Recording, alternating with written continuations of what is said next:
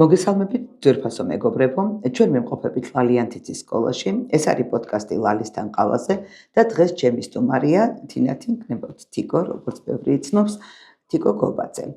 თიკო არის ინკლუზიური განათლების სპეციალისტი, მას აქვს ძალიან კარგი კონტენტი სოციალურ ქსელებში, რომელიც ძალიან მომწონს.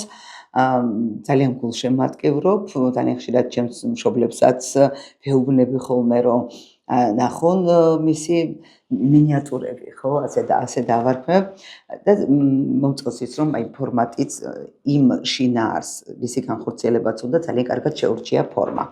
მოკლედ ძალიან შემოქმედებითი ადამიანია, პროფესიონალია თავისი საქმის და მინდოდა რომ დღეს შევხვედრო და ჩემს მაყურებელს და დღეს ვისაუბრებთ იმ გარემოზე, რაც უნდა კონდეს მოზარდს იმისათვის, რომ სრულფასოვანი პიროვნება გაიზარდოს. თუმცა ეს ყველაფერი არის ძალიან პირობითი და ალბათ ამ ყველაფერს მოგვიწევს დღეს საუბარი. დიდი მადლობა მოსვლისთვის, თიკო. მოგესალმებით, ძალიან დიდი მადლობა მოწვევისთვის და ესე წარდგენისთვის. ალბათ არ გჭირდებათ ჩემი წარდგენა, იმიტომ რომ მართლა ძალიან ბევრი გიცნობს და ძალიან ესეთი აქტიური არის. თან ყველანაირი ბუსტის და რეკლამის გარეშე თავისთავად მუშაობს. იმიტომ რომ ზუსტად იმ წერტილებს აგნებ, რაც მშობლებს რისი საჭიროებაც გააჩნიათ. ახლა ნახეთ როგორი ამბავია. შეიძლება ალბათ რომ ვისაუბრებთ და ანდა რომ წარ ვისაუბროთ, ისედაც ყველა მშობელს უნდა რომ თავის შვილს შეუქმნას იდეალური გარემო. არის ორი შემთხვევა. ერთი, როცა მშობელმა არ იცის როგორ შექმნას იდეალური გარემო და ამისი შესაძლებლობა აქვს, მაგრამ უბრალოდ არ იცის რა უნდა გააკეთოს, ასეთ შემთხვევაში ჭირდება მშობელს დახმარება. მეორე შემთხვევაში, როცა შეიძლება იცის მშობელმა და ვერ ახერხებს ამ გარემოს შექმნას ბავშვისთვის, თუმცა ძალიან მნიშვნელოვანი ამბავია. სხვათაშორის ეს ორი პარადიგმა, რომ ადამიანზე რა ახდენს გავლენას, რაღაცა თავშობილი უნარებით იბადება, ეს პლატონისეული პარადიგმა და მეორე ჯონ ლოკისეული, რომ ადამიანი არის სუფთა დაფა და მას ჭირდება გარემო, რომელშიც ის გაიზრდება. ეს ორი პარადიგმა, რომ შევაჯახოთ ერთმანეთს, ჩვენ ალბათ რაღაცა ამ ზღვარზე მოგვიწევს სიარული, იმიტომ რომ თანამედროვეობა მაჩვენა, რომ ორივე გჭირდება.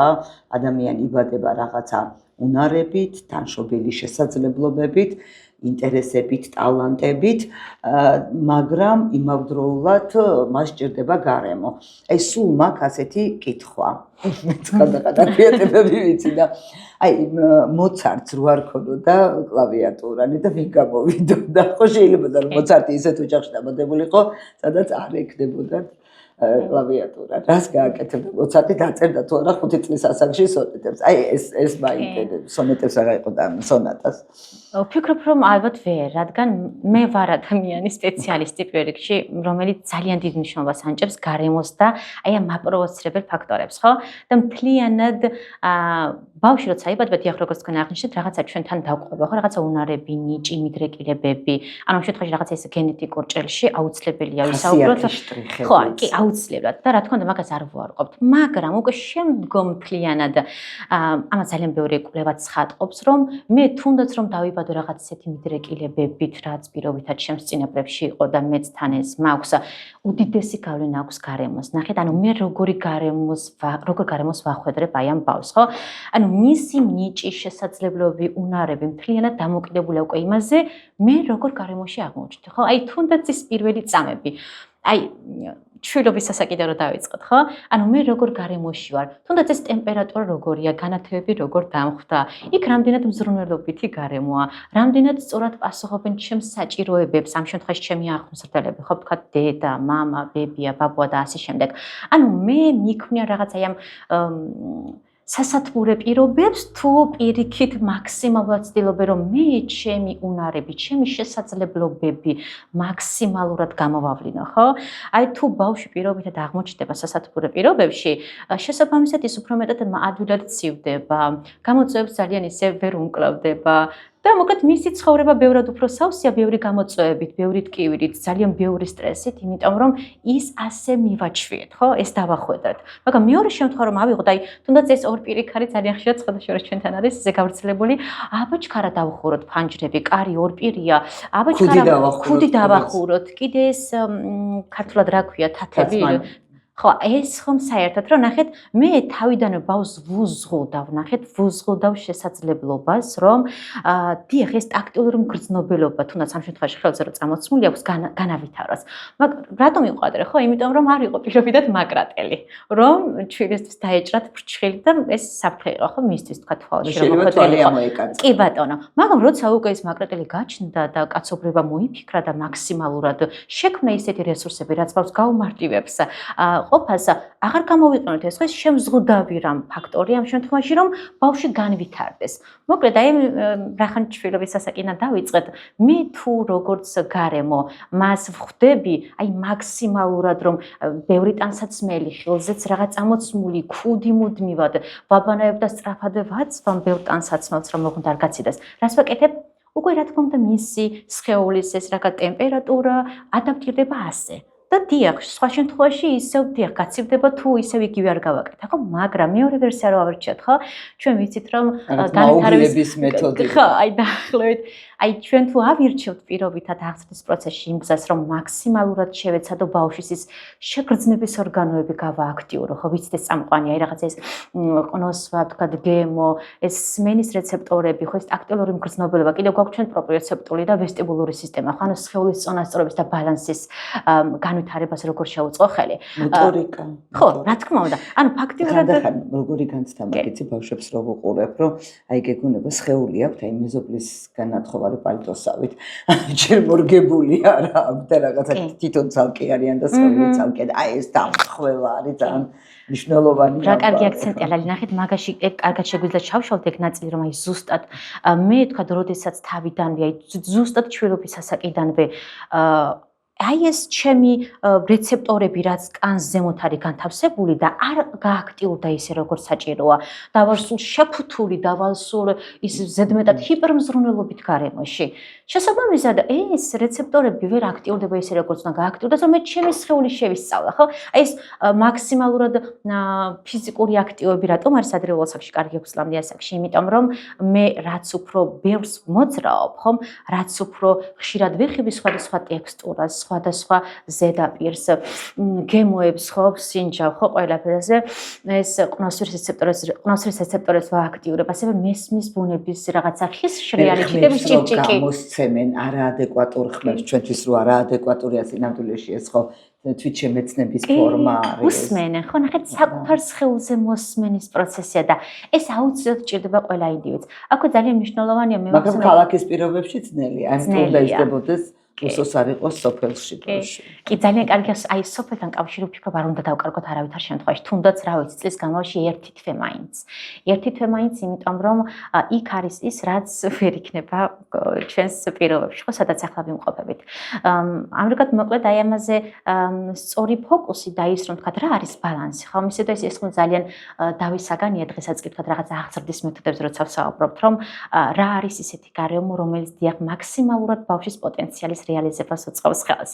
და აი ვფიქრობ რაღაცა ბალანსის დაცვა იმ მშობლებმა რომ მიფიქრონ, სად არის, ხო, ზღვარი სად გადის, რაღაცა აი თავისუფლებასა და პირიქით რაღაცა აი ამ სწორ ჩარჩოებს შორის. და აქვე არ შემიძლია არ შევეხოთ ჩემს უსაყვარლეს თემას, ეს არის პირადი საზღვრები, რაზეც წიგნიც მაქვს, იმიტომ რომ აი მე თან შეგაწუხა ხო ტუჩებში როკოცნიან შვილებს.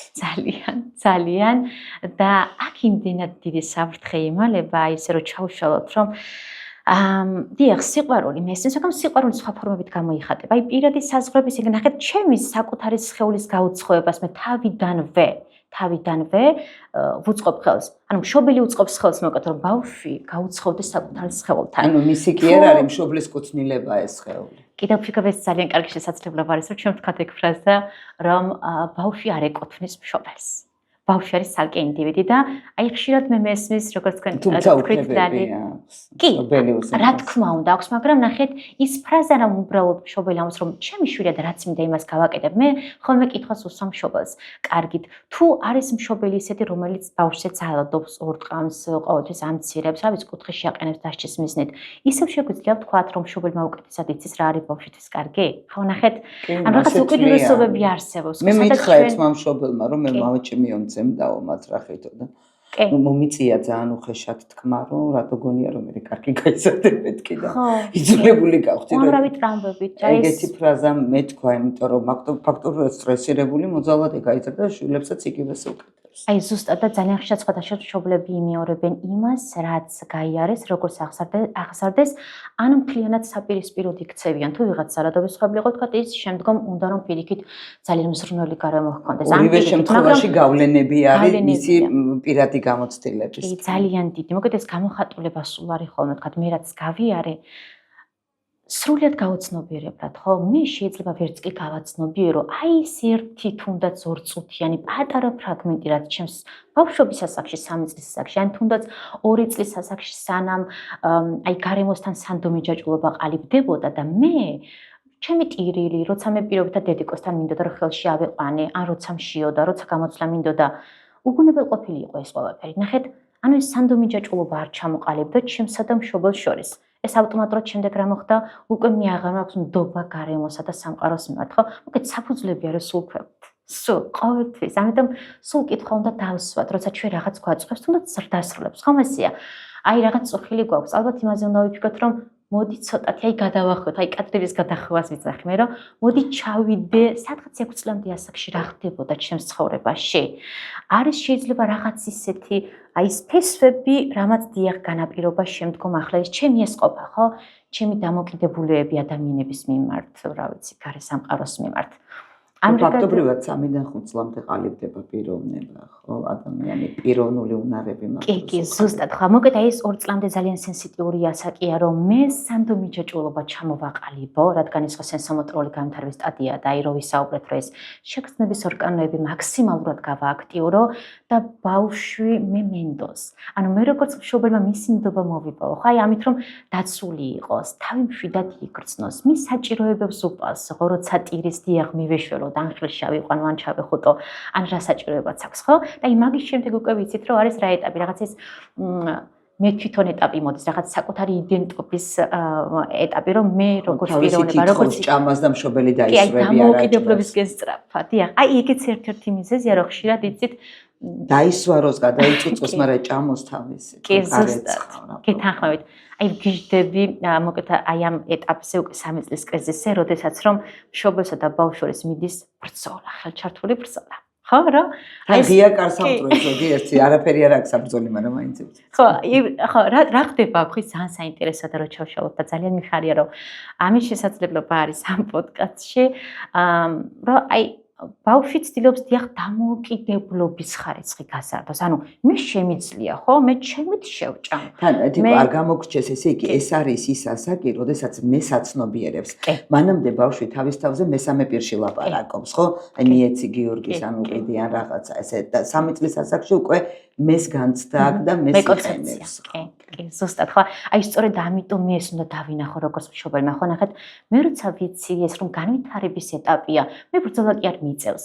მე თანამშრომლობ. ნახეთ, მე ვარ სულ ვიძახი, კარგი დიპლომატი ვიყოთ მეთქი, ხო, რომ ბავშვს კი არ ვებრძოლო, ეხლა ბავშვი რა ვიცი, აი შეიძლება ძალიანაც უნდა ეს პირობითად ფაფა, მაგრამ მე რო ვეუბნები, გინდა ფაფა? არა, რატომ? არ არის უსაყვარლესი ფრაზა ამ ასაკში, რომ მე ვწყვიტავ, მე შემიძლია ვთქვა არა, ხო? მაგრამ ეს არასთქმა ძალიან დიდი ამბავია. კი, იმიტომ რომ ეს გიჟდებიან. რადგან ამით ბავშვი ცდილობს, რომ დიახ, მე უკვე შემიძლია გავაცნობიო, რომ მე შემიძლია გადავწყვიტო, მე ინდივიდი ვარ, დამინახეთ, მე აქ ვარ, ხო? და ამ დროს მშობელი რომ რას ქვია, ეხა ეს არ გინდა არა ეს და ეს მოკლედ ჩართული ბრძოლაა, ხო? მაგალითად ჩაცმაზე არის ჩაცმაზე, წასვლაზე, სათამაშოზე, მაღაზიაში ანტრუმებს და ასე შემდეგ, ხო? და აი ამ დროს რა შეიძლება გააკეთოს მშობელმა, ხო, რომ აი დიახ თანამშრომლობს. შეიძლება სულაც ნახეთ ესეთი რაღაცა რა ვთქვათ, რომ შეიძლება 3 წლის ბავშვმა მოისურვოს, რომ დილით აი დაიჟინოს. მე დღეს მინდა სახამურებით წავიდე ბაღში. აი მოდი უცებ წარმოიდგინეთ რა ხდება. ხო, ამ ფეხში შველი. ფეხში შველი. რა უნდა ქნას მშობელმა. ჩუსტით მინდა წავიდე, ხო? ნახეთ, ეს არის სწორედ ეტაპი, რომ მე ხოლმე რაღაცებზე კი ვთქვა. მაგალითად, ხო? ბავშვები ყოველთვის სწავლობენ როგორ ჩემს ქცევას რა შედეგი მოყვება, თავად მე დავინახო, ხო?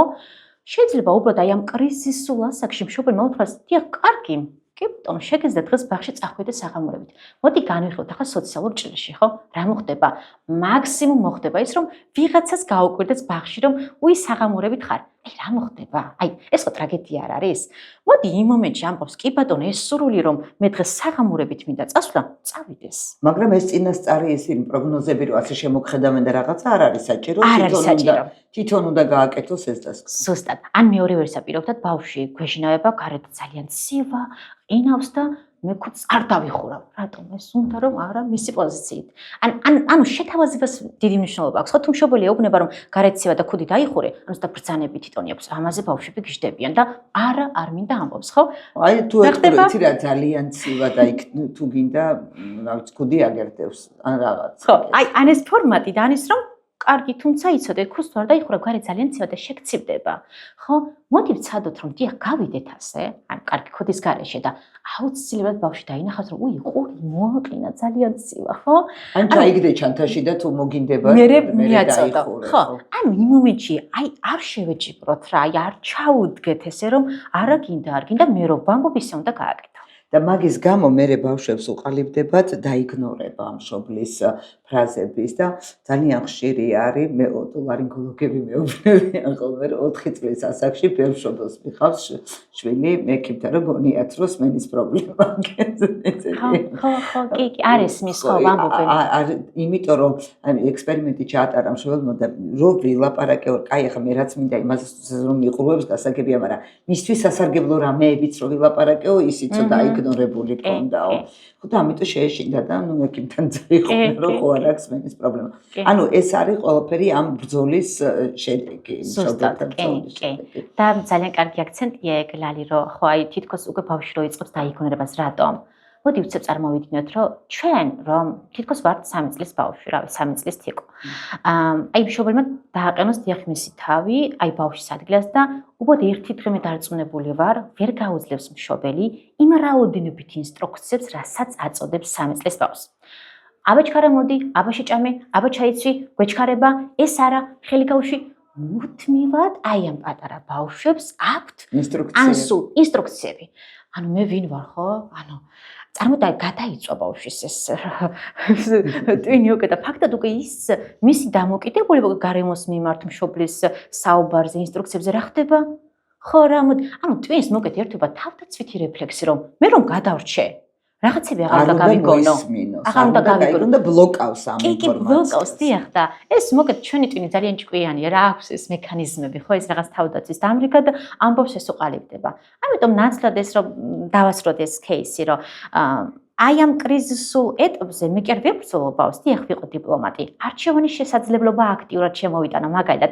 აირჩე მწვანე ქუდი გინდა თუ ლურჯი ქუდი, ხო? ამ დროს ბავშვი ნახეთ რას გრძნობს. მე შემიძლია გადავწყვიტო. ხო? თავს გრძნობს დაფასებულად, კონტროლის განცდა აქვს.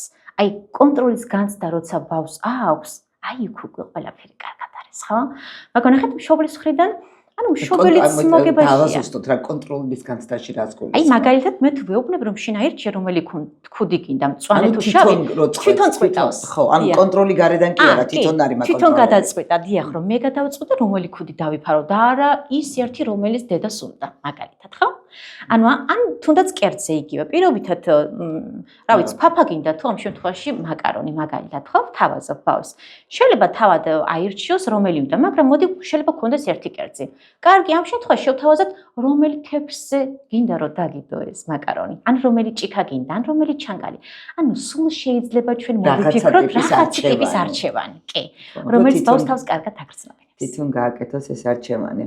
ერთ-ერთი მნიშვნელოვანი კრიზისი არის კიდე სკოლაში შესვლის პერიოდი და აი სულ მინდოდა რომ რაღაცა ორი სიტყვით ხანდახან კი ვესაუბრები ხოლმე მშობლებს, მაგრამ რაღაც ეს უფრო კაი ფორმატია, რომ დისტანცირება ხდება იმისაგან, რომ აი მშობელს უშუალოდ კი თქვას კი არ ასწავლი არამედ ხარ კეთილის ყოფილი მრჩეველი და შენ ამბობ და მას შეუძლია გაითვალისწინოს და შეუძლია არა, ხო? ძალიან დიდი არის ხოლმე მოლოდინები მშობლებისა და ბავშვებს უჩენენ მცდარ მოლოდინებს და მცდარ გარემოს უხატავენ, რომ თითქოს რაღაცა ძალიან საოცარ სამყაროში მიდიან და რაღაცა იმის ნაცვლად რო განაწყონ იმისთვის რომ იქ არის შრომა საჭირო, რომ იქ რაღაც უნდა გააკეთოს იქ განვითარებისთვის ადამიანებთან ურთიერთობა საჭირო, იქ მასწავლებელი ყოლა. კი, მართალია, უნდა შეაშინო, მაგრამ აი ეს რაღაცა ზღაპრული სამყარო და მიდის ბავშვი უცებ და ხდება რაღაც აბსოლუტურად სხვა. ან სულაც რო არ გაუჩინო მოლოდინები და რო უთხრა რომ მიდიხარ სკოლაში და აბა რა არის სკოლა, რაღაცა ვიდეოს უყუროს, ან რაღაც რეალისტურს, ანუ რეალობა რო არ დააკარგინოს, ან ძალიან კარგი იქნება მანამდე თუ ატარებს, უბრალოდ აჩვენებს სასკოლო ოთახს ან გარემოს აჩვენებს, რომ ბავშვს წარმოდგენა გქონდეს სად მიდის. მე მახსოვს პირველად რო სკოლაში წავედი, ზარი რო დაირეკა, პირველი გაკვეთილი რო გამოვიდა ზარი დაირეკა, წამოვავლე ჩანთას ხელი და გამოვედი. მგონია დამთავრდა ყველაფერი და გამომყვანილი კლასი და მასწავლებელი. ემასავით იდგა კარებში რომ ავიყოლი ეს იმათაც ეგონათ რომ ალბათ დამთავრდა ორახან მე ასე მოვიკეცი და ხო აბსოლუტურად არ მქონდა წარმოდგენა იმ წესებზე და იმ გარემოზე რაშიც უნდა მოხვედრილი ყავი და ხანდახან კიდე ამზადებენ იმისთვის რომ აი ყველას უნდა აჭობა ეს არის ძალიან მნიშვნელოვანი. აი ყველასთან შედარება რომ და შენ თუ დაგარტყა მე შენ თუ დაარტყა და აი მოკლედ ეს ამბები რომ ჩავშალოთ. ესე იგი სამი რაღაცა. ერთი როგორ მოვამზადოთ სკოლისთვის რეალურად, მეორე რომ როგორ უნდა ავარიდოთ სხვებზე შედარებას და მესამე რომ აი იმისი შიში მესმის იცით მშობლებს ისეთი გარემოა ხო რომ ბავშვები ბუნიკის მსხვერპლი არიან და არ უნდათ რომ ბავშვი დაიჩაგროს და რაღაცა ცდილობენ რომ თავდაცვის უნარი გამოუმუშაონ ეს გასაგებია უბრალოდ ეს არ არის სწორი მეთოდი და რაღაცა ორი სიტყვით რომ ამაზეც ვისაუბროთ ხო სამი რაღაცა ახლა გეკმა დავავაგეთ კი ბატონო თალისა მასწავლებლებს უშენიშნოს რომ სამი ორი ერთი კითხვა უნდა დასვათ დავიწყოთ სკოლისთვის მზადება კი მოგეთ ძალიან კარგი თემაა. მანდაც მზადება იწყება ბაღში, ხო? ჩვენ ბაღი ხო, ხა ის 3 წელი რო ვახსენეთ, მოგეთ 3 წლიდან ბაღს მოვიაზრებ და ვფიქრობ რომ 3 წელი ძალიან კარგი ასაკია იმისთვის, რომ დიახ ბავშვი შევიყვანოთ ბაღში. რატომ 3 წელი, ხო? მოგეთ 3 წელი ასაკში გავიდეს. ხო, აი უკვე სახლის შემდეგ უკვე შემდგომ სოციალურ გარემოში რა არის ბაღი, ხო, რაღაც სოციალურ სივრცე და გარემო ოჯახის შემდეგ. და სწორედ ეს გარემო სჭირდება ბავშვს რომ ადაპტირდეს და გამოუმუშავდეს ეს ბაზისური უნარები, რომ დიახ შემდეგ სკოლაში ადაპტირდეს, ხო? მოგეთ 3 წელი იმიტომ რომ ამ დროს უკვე ბავშვის კოგნიტური უნარები და სოციალური უნარები მომწიფებულია და მზად არის რომ დიახ დახვდეს ამ გამოწვევებს, შეეჩვიოს, ურთიერთობაში და კომუნიკაციაში შევიდეს სხვა თანატოლებთან და ასე შემდეგ, ხო? ამრიგად მოგეთ 3 წელი უკვე ბავშვი მიყვავს ბაღში და ეხა ის კიდე აღარ ჩავშლა მას ხო ეს ტრანზიციაც მანდაც უნდა მოხდეს თქვა ბაღში როგორ მივიყვანო ბავშვი მტკივნოდ მაგასაც თავისი ეტაპები აქვს მაგრამ ამ შემთხვევაში მოდი სკოლაზე ფოკუსირდეთ ხო ანუ ბაღი ეხმარება ბავშვს დიახ იმაში რომ აი ეს მოტორული უნარების შესაბამისად განვითარდეს ხო ჩემი სოციალურ ემოციური სფერო შესაბამისად განვითარდეს აი ეს აკადემიური უნარების ბაზისები ოღონდ რა თქმა უნდა და არა ის რომ მე ანბანი ვიცოდე ხო იყოს შესაბამისობაში შობელმა წინასწარ მოკლედ უნდა ესაუბროს, როგორც თქვენ აღნიშნეთ, რომ ხო, რა არის სკოლა? ანუ რა ხდება სკოლაში? მოკლედ აი ეს ბაღიდან სკოლაში ტრანზიციაზე რაც ვსაუბრობთ, რაღაცა თავისი ეტაპები და ბიჯები აქვს, სადაც მშობელს, ბაღს და სკოლას და ასევე ბავშვს თავისი როლი აქვს, ხო? სასურველი მშობელმა დაიწყოს დიახ ოჯახიდან, რომ აი ესაუბროს სკოლაზე, სკოლაში რა ხდება? შეუძლია მშობელს რომ გაუზიაროს მისი გამოცდილება. აი მე რომ სკოლაში მივედი, რა ესე რომ ვთქვა, ემოციები დაუტოვა, ასევე ძალიან ეფექტურია ამ დროს როლური თამაშები ჩავთვალოთ, ხო? აი, სახლში რაღაც ინსცენირება, რაღაც ახალი სიტუაციის, სადაც ბავშვი გადადის, არის ძალიან ეფექტური. რატომ? როცა ხდება აი რაღაცების გაცოცხლება, თუნდაც საყვარელი ცხოველები, თან თოჯინებით მნიშვნელობა არ აქვს. აი რა ვიცი, ახლა სპილო და ბაჭია მიდიან სკოლაში და სკოლაში რა ხდება? ეს მაგიდა, ხო, სკამები, მასწავლებელი, ზარი. ანუ შეგვიძლია იქვე აი ამ როლურ თამაში ეს გავათამაშოთ, ხო? ეს საშინელება კი აი ყველაფერი, მაგრამ ნუ წამოიდგინე აყვანო. შეზარა. ხო, რატომ? იმიტომ რომ წარმოიდგინეთ, ანუ თამაში სრულდება, ჩვენ ასე ვუწოდებთ, ხო და ანუ თამაშის ეტაპი სრულდება და გადავდივართ საათღაც უკვე სტრუქტურირებულ გარემოში. ბაღი რა არის? ნახევრად სტრუქტურირებული გარემო. ხო, ანუ წესები არის ოღონდ არა, უფრო მეტად, ბაღი დაფუძნებულია თამაშზე, ხო? რადგან თამაში და განვითარება განუყოფელი ნაწილია, მაგრამ აი სკოლაში სხვა, ესე რა ვთქვათ, სრულიად როგორ წარმოგიდგენია ისე რო არ იყოს სკოლაშიც ეგ სტრუქტურირებული? ანუ სტრუქტურა ყველაფერს ჭირდება, მაგრამ რაღაცა ცოტათი მსუბუქი უნდა იყოს. იყოს. აი მე ხოლმე წარმოვიდგენ რომ აი იდეალური სკოლა და გარემო ხო როგორი შეიძლება იყოს. აი კი გაუცლებელი რადგან ქაოტი იქნება წესების გარეშე რა თქმა უნდა ან ნებისმიერი სივრცე, მაგრამ რაღაცები უფრო თავისუფლად რო იყოს, უფრო მეტის არჩევა რო შემეძლოს. მოგეთ უამრავი ფაქტორია რა. ეხლა მე მგონი არ გვიყოფა მთელი რა ვიცი ეგრე ჩავშალოთ იმდენად ძირფესვიანად საჭიროებს ეგ გაშლას. ესე ძირითადად ესე იგი სკოლაში ვამზადებთ რისთვის? ერთი არის რომ სოციალიზაცია ისთვის უნდა იყოს მზად, ინტელექტუალურად უნდა იყოს მზად და ემოციურად უნდა იყოს. ეს სამი კომპონენტი არის ზოგადი, რაც ყველაზე მნიშვნელოვანია. და მე სულ მშობლებს ვეუბნები, რომ ყოველთვის ყველაზე მნიშვნელოვანი არის სანამ ბავშვი სკოლაში წავა, სოციალურ-ემოციური მზაობა. აი ეს არის პირველი, რა მოდი ესე წარმოვიდგინოთ, რატომ? მე თუ არ მაქვს მზაობა, მიმღებლობა და ჩემი კოგნიტური უნარები არ არის ისე მზად მომწიფებული, რომ მე დიახ შევხვდე აი ამ რაღაცა ამ წესებს, რომ შევხვდე ამდენ ბავშვს თანატოლს, მე მასწავლებელს, მე კიდე რა არის, ხო? უნდა ვიჭდე და წესები დავიცვა და ვისწავლო და ბევრი ვიმუშაო, ხო? ამას ვაკეთ მომწიფება და მომზადება უნდა. მოგეთ ეს რა დავასრულე საკითხი, ესე იგი ეს როლური თამაშები ძალიან კარგია, ასევე წინასწარ ვიზიტი სკოლაში, სანამ ბავშვი სკოლაში მივა. დაათვალიეროს სკოლის გარემო, ეს ხო, კლასი, სადაც უნდა ბავშვი შევიდეს, პედაგოგი გაიცნოს. მე აღარ მივა. ფიქრობ ამას ესე მსუბუქად წავიყვანთ მივა თან რეალური წარმოდგენა შეექმნება. ხო, მე შეგიძლია სხვა რაღაცები ხდება კიდევ მესმის, მაგრამ ნახეთ, ესეც ადაპტაცია, ხო, რომ მე დიახ ვიცი, რომ როგორი გარემო იქნება, ანუ ვიზუალურად ხო აღვიქვი ეს ყველაფერი, პედაგოგი გავიცანი და მოგეთ მზაობა იქნება ამითაც. შემდეგ რა ვიცი, ზღაპრები შეგვიძლია გამოვიყვანთ, რაღაცა შევქმნათ რაღაცა ისტორიები, უშუალოდ ბავშვს ემორგებული ვთქვათ, რომ თვითონ რაღაც ეს პერსონაჟია და სკოლაში რომ წავა იქ რა ელოდება და ასე შემდეგ და ეს წინასწარი ვიზიტები რა თქმა უნდა სკოლის სივრცეში. უკვე განაჩენია. და სხვათა შორის უკვე ეს ტრანზიცია ისედაც ხო არ სრულდება სკოლაში მისვლის დროს. პირიქით, შეიძლება გაგრძელდეს ერთი თვე, შეიძლება გაგრძელდეს მთელი ერთი სემესტრი. რატომ? მოგეთ ტრანზიცია სრულდება მაშინ, როცა ბავშვი დიახ სრულად იქ მიეჩვევა, ადაპტირდება და ასე თუ ისე ეს გარემოსთვის სტრესები აქვს და რაღაც მუცელი როტკივაც, თავი როტკივაც. აი ეგ ფსიქოსომატური გამოხატულება უკვე. კი, ზუსტად, კი. და მან ხო ეგ სიგნალებია თქვა, რომ სხეული გვახვედრებს, რომ მე მშობლებსაც ისიც ვურჩიოთ, ალბათ მნიშვნელოვანია, რომ ზოგჯერ არის რომ რაღაც არ მოწონს მშობელი უკმაყოფილოა და გარემოს უცვლელს სხვა სკოლაში გადაყავს და რაღაცა ეს არის ერთ-ერთი გამოწვევა იწყება, მე ჯობია რომ რაღაცა თუ უსაშველო არ არის, რამენაირად შეინარჩუნო.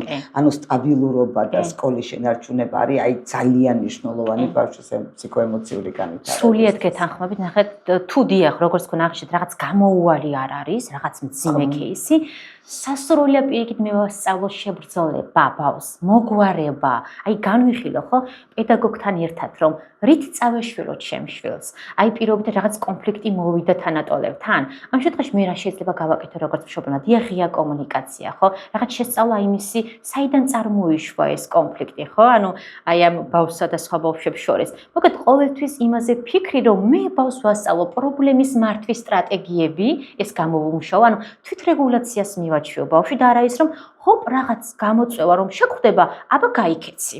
ეს ხომ არ გვინდა? ხო? რადგან სკოლაც ეს რაღაცა მომზადების და ბავშვის უნარების განვითარების სივრცეა, არა მარტო აკადემიური უნარების განვითარების, ხო? აი როგორც სოციალური, ასევე ემოციური სფეროს განვითარება არ უნდა დაგვრჩეს. ამრიგად ჯობია ყოველთვის რომ დიახ მე პრობლემა შევისწავლო და შემდეგ ვიმუშაო ამის აღმოფხვრაზე და არა ის რომ სხვაგან წავიდე. მეორე თემა რა ქონდა? მეორე თემა იყო ეს ქულები, ნიშნები, შედარება და ხო, აი შედარება ბავშვის როგორი წამგებიანი. იცით რას ვაკეთებთ? აი ჩვენ როგორ ვიქცევით ასეთ შემთხვევაში, რომ ბავშვის ფოკუსი მივმართოთ საკუთარი თავის განვითარებისკენ და არა ვიღაცასთან შედარებაზე, ხო? აი მაგალითად ვთქვათ, ზოგჯერ არის რომ აი მკითხველთა კლუბის გვაქვს ხოლმე ავტოტრენინგებს ვაკეთებინებთ კითხვის ტემპის განვითარებაზე და აი ბავშვი წუთიან ქვიშის საათს იდებს, თქვა რამდენიმე ასოს კითხულობს, ასოს კი არა და სიტყვას კითხულობს და შემდეგ ჯერზე იგივეს ვუდებთ, იგივე ქვიშზე ხედავს რომ უფრო მეტ კითხულობს. ამით ხვდება რომ გუშინ 24 წავიკითხე ამ დროში, ეხლა ვკითხულობ 30. ესე იგი, ანუ ვცდილობთ რომ იმას თავისი ქვიშის საათი აქვს, იმას თავისი ერთმანეთს არ უყურებენ, თან სხვადასხვა ქვიშის საათები ავიღეთ სპეციალურად, რომ არ შეადარონ ერთმანეთს და მხოლოდ საკუთარ თავთან დარჩნენ და ხედავენ თვითონ ხედავენ საკუთარ პროგრესს და ეს ძალიან ასტიმულირებს. აი რაღაცა ამდაგვარი რო ვურჩიოთ, ხო, მშობლებს, ხო? რა კარგი პრაქტიკაა.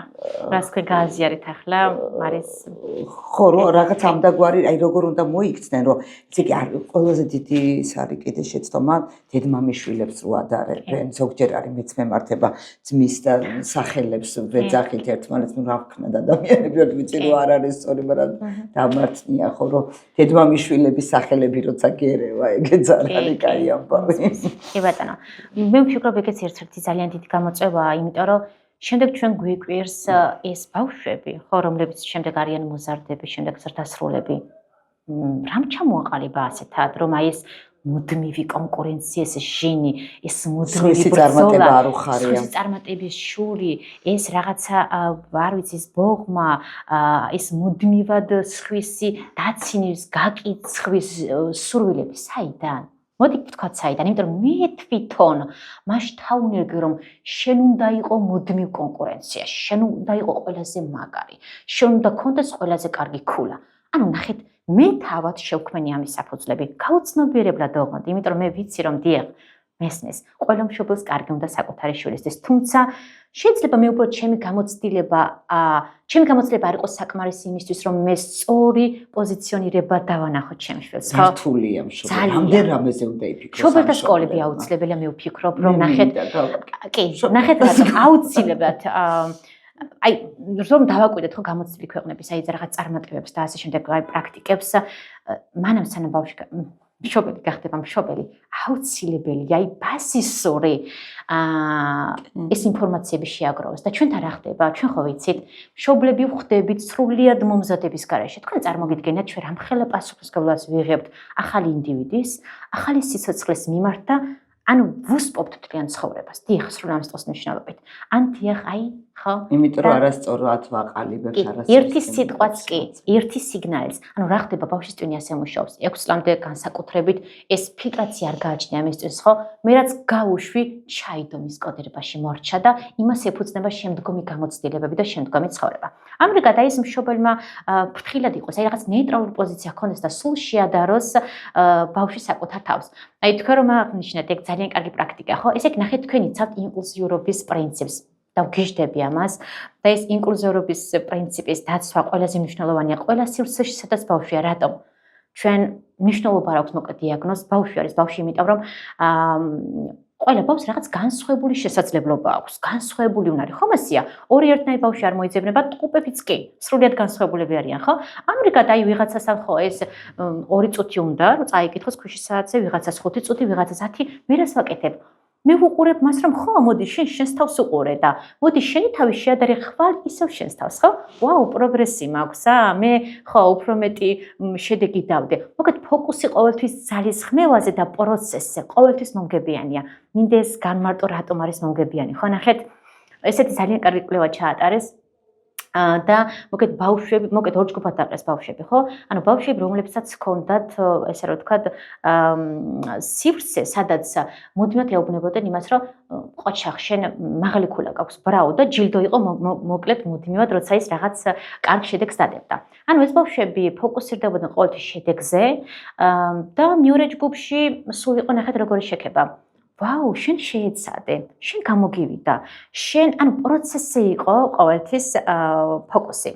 და რაღაც დროის შემდეგ ეს ბავშვები სულ დანებდნენ და თუ რაღაცა სტიმული გარედან არ იყო და რაღაც ჯილდო, აღარ უნდათ ეკეთებინათ ეს საქმე. მაგრამ ეს ბავშვები, რომლებზეც სულ ფოკუსი იყო იმაზე, რომ ხო, შენ შეეცადე, მე ვხედავ შენ როგორ ცდილობ. ყოველთვის უფრო მეტად წარმატებულები იყვნენ და კარგ შედეგებს დებდნენ, ხო? ამრიგად შინაგანი მოტივაციაში ჩავრდნენ და გარეგან მოტივაციის ამარა არ დატოვებდნენ. რა თქმა უნდა, ანუ შინაგანი მოტივაციის გაღვივა ყოველთვის მომგებიანი. ამრიგად ფოკუსი პროცესზე ბავშვის ძალისხმევაზე ყოველთვის არის და მთავარი კიდე რომ ეს პროცესი უნდა სიამოვნებდეს სიამოვნებდეს. არ უნდა ტანჯო იმ პროცესში გეთანხმებით. მშობლები ბრაზდებიან თუ ბავშვები არ იტანჯებიან სწავლის დროს გონიათ რომ აი შრომა ოფლიხო არის რაღაცა უნდა გაუვიდეს ძველი გადმონაშთია ვფიქრობ რაღაც ძველი სტერეოტიპი ერთი დებდა მე ხო ეს ამაკ აფიშირებული რომ სწავლა მსუბუქად რაღაცა თამაშებრივი მეთოდები და ვიღაცამ დადო იცით რა მე მინდა ისეთი ადგილი სადაც ბავშვს ასწავლიან კი არა ათამაშებენ და აუ კი ნახეთ იქ სხვადასხვა ეგეც შემეყო თავი არ ვიცოდი ეგეც ერთ-ერთი გამოწვევა რადგან ჩვენთან ჩვენს რეალობაში ფიქრობენ რომ თამაში არ არის განვითარების და სწავლის ნაწილი არა და პირიქით ხო ნახეთ რა ხდება თამაშის მე დროს სტუდენტებსაც ვათამაშებ აუდიტორიაში ჩვენ ყველა ასე არ ვართ ნახეთ თამაშის დროს რა ხდება მე ვარ ძალიან მშვიდად ჩემი ტვინი გამოყოს ბედნიერების ჰორმონს ამ დროს რა ხდება მე უფრო მეტად მომახსოვრდება და ვსწავლ მაგრამ როცა მე ვიღაც რაღაცას მაძალებს რა ხდება გამოიყოფა სტრესის ჰორმონი მე რა თქმა უნდა ამ დროს ვერ ვიმახსოვრებ ვარ დაძაბული და მე ვერ ვითარდები ხო ამიტომ ეს უნდა ვიცოდეთ რომ პირიქით თამაში და სიხარულით რაღაცის კეთება პირდაპირ კავშირში ჩემს განვითარებასთან და აქვე არ გამოგჩეს ერთი რამ როცა ვთქვათ მშობელი ბავშვს სკოლაში უშვებს ერთი ის რომ საკუთარ თავს შეადაროს ყოველთვის ბავშვი და არა სხვას არასდროს დაარიგოს რომ დედა აბა ან მამიკო აბა შენ ყველაზე ყოჩაღი უნდა იყო ყველაზე კარგი ქულები უნდა მიიღო და თუ ბავშვი მიიღებს შვითქულოს აქ ბავშვი კი არ დაისაჯოს ან ტელეფონის ჩამორთმევით, ან რა ვიცი, ჯიბის ფული, რომელსაც აწოდებდა იმის ჩამორთმევით, ან სადღაც არ წაყვანით. ფოკუსირებთ იმაზე, რომ ხო მე ვხედავ, რომ შენ შეეცადე, მე ვხედავ და შენ გუში როგორი მუშავი ამაზე, ხო მთავარია შენ შეეცადე. აი, ვერც კი წარმოიდგენს მშობელი მოდის სადოს, როგორი შედეგი ექნება ბავშვს, ხო რა არის? ჩვენი მიზანი ხომ ეს არის, რომ აი 7 ქულა დათი. მე კიდე ამის მომხრევა რომ ქულებით არასდროს განისაზღვრება ბავშვის აი ცნობიერება მისი ხო ანუ ეს ასია და ამაზე უნდა შევთანხმდეთ. შეიძლება დიახ 7 ქულა რომ მივიღე მე უფრო მეტად დიახ ვიცოდე ბევრი რამ და ჩემი ცოდნა გამოვიყენო პრაქტიკაში და არა მოკეთ ეს რაღაცა მხოლოდ ცოდნები რომელიც არის უბრალოდ ცოდნა და მე არ შემიძლია მისი გენერალიზება სხვადასხვა სივრცეებში. ცოდნა დაითვლება. ხო? ამრიგად ფოკუსირდე პროცესზე ყოველთვის მშობელმა ამას შეეცადოს და არა ის რომ ნახე გიორგი უკეთესი ქულა მიიღო შენ რატომ არ გამოგდის ხო იმას თუ გამოსდის შენ რა ხარ ამისთანა ეს შედარება არის ყველაზე მოკეთ ხშირი და ფართოდ გავრცელებული ვფიქრობ ჩვენს რეალობაში ამიტომ მშობლებს მოვუწოდოთ რომ შედარება ოღონდაც არ ხო არ შეადარონ ერთმანეთს ბავშვები და ბოლოს გვაქვს პრობლემა თუ გცემენ, შენც უნდა უპასუხო. ამას რა უყოთ? თუ ბავშვმა დაგარტყა, შენც უნდა დარტყა. ეგეც ერთ-ერთი გამოწვევა სხვათა შორის და ნახეთ მანდას როცა ჩვენ თითქოს სამართლიანობის პრინციპიც არის დაცული და რაღაცა. ხო და მშობელს უთხარი, როცა ასეთი დიალოგის მომსწრე გავხდე, მეთქე ის ვინც დარტყა ის ხო ფაქტია რომ მოძალადე ანუ ახლა ერთი დარტყმით შეიძლება არა, მაგრამ რაღაცა მოძალადეობის პოტენციალი ხო იგრძნობა და გინდა იგივე შენს შულში. ნუ ეს არ უნდა, მაგრამ ეს ხო ცხოვრების როლში არის. ისე სერიოზული დილემაა ისედაც მორალური. აი რა გააკეთოს ასეთ შემთხვევაში მშობელმა. ეგეც ერთ-ერთი ძალიან დიდი გამოწვევაა. ნახეთ, აქაც ისე და ისე მივდივარ ცად, რომ მე თუ ადრეული ასაკიდანვე, აი დიახ, ბავშვი დაიბადება თუ არა, თუნდაც როცა ბავშვი ბაღშია, როგორ ვასწავლი მას ემოციების რეგულაციას. ნახეთ, როდესაც მე ჩემს ხელს ვფლობ, ხო, მე ვიცი რა დროს რა ემოციას ვატარებ, თქვა, როდის ვბრაზდები, როდის მეშინია და ის რომ თქვა, ჩემი მშობელი ჩემს ემოციას იღებს, ხო, როცა ვტირი, ოკეი, მე მაცდის რომ დიახ, ვიტირო, ბრაზობ, მეუბნება რომ ხედავ გაბრაზებული ხარ და მოდი ხო ალტერნატივას მთავაზობს. აი აქ არის საფუძვლები. სხვაგვარად ეს მე უცებ მისი ვერ მოვა ხო ჩემთან. ამრიგად ადრეული ასაკიდანვე ემოციებზე საუბარი, იმისი გახმოვანება და შემდეგ სტრატეგიების შეთავაზება. მოდი ერთი მაგალითი ავიღოთ, ხო? თუ მე ადრეული ასაკიდან რა ვიცი ბავშვი წავიყვანე პარკში და სხვა ბავშვმა ჩემს ბავშვს წაგლიჯა სათამაშო. მე რამ არაქნა ჩაარტყა. ნახეთ, ხო ჩაარტყა. ამ დროს მე რას ვაკეთებ როგორც მშობელი? რას ვუშვებ მის ტვინში? რა სიგნალს ვაგზავნი, ხო? მე შემიძლია ჯერ მივიღო მის ემოცია. ხედავ ძალიან გაბრაზდი, იმიტომ რომ სათამაშო წაგართვა. შენი კუთვნილი სათამაშო წაგართვა. ესეც ძალიან მნიშვნელოვანია. და არ ვაიძულებ რომ ჩქარა ბოდიში მოუხადე რომ დაარტყი. ანუ ეს სრულიად შეუსაბამოა ამ სიტუაციისთვის. მე ვაიძულებ ბოდიში მოიხადოს ბავშვმა რასაც ვერაცნობიერებს, ხო? ანუ არ იცის რომ ხო, რატომ მოიხადა?